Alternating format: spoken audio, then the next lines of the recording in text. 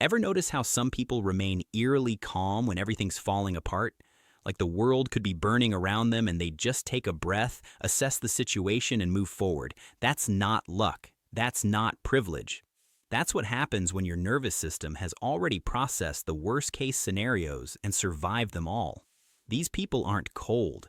They're calibrated differently. Let me describe someone you probably know.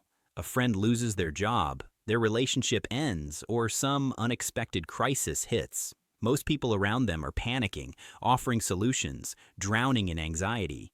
But this person, they're already 10 steps ahead, quietly managing the chaos like they've rehearsed this exact disaster before. Because in some ways they have. Their brain learned survival isn't theoretical. It's a skill they've been practicing since they didn't even know they were learning it. Here's what researchers won't tell you straight up.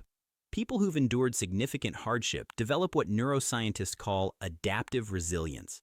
It's not about being tough or emotionless. It's about their brain literally rewiring its threat assessment protocols. When most people encounter stress, their amygdala lights up like a fireworks show. But someone who's been through repeated adversity? Their prefrontal cortex steps in earlier, faster, with more precision. They're not numb. They're efficient. Think about how wild that is. While others are still processing shock, these individuals have already moved into problem-solving mode. Not because they don't feel the weight of difficulty, but because their neural pathways have learned that freezing in fear wastes time that could be spent adapting. Evolution didn't make them this way. Experience did. But here's the part that catches everyone off guard. You'd assume someone who survived hardship would build walls, right? Protect themselves from ever being hurt again. Sometimes that happens, but often the opposite occurs. They become almost uncomfortably perceptive about other people's pain. They can sense when someone's smile doesn't reach their eyes. They notice when your voice drops half an octave because you're holding something back. They read emotional climates like meteorologists read weather patterns. And it's not intrusive, it's instinctive. Why does this happen?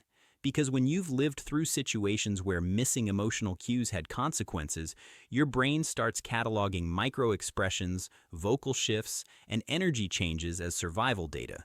You become fluent in the language of unspoken distress. Not everyone wants this skill, but once you have it, you can't unlearn it. There's fascinating research on something called stress-related growth. Studies show that approximately 60 to 70% of individuals who face severe challenges don't just recover, they actually develop enhanced psychological capacities. Their ability to prioritize crystallizes. Their tolerance for superficial interactions drops to zero. Their capacity to find meaning in small moments becomes almost spiritual. They'll sit in complete silence and feel more fulfilled than most people feel at a party, not because they're antisocial, because they've learned that peace is precious.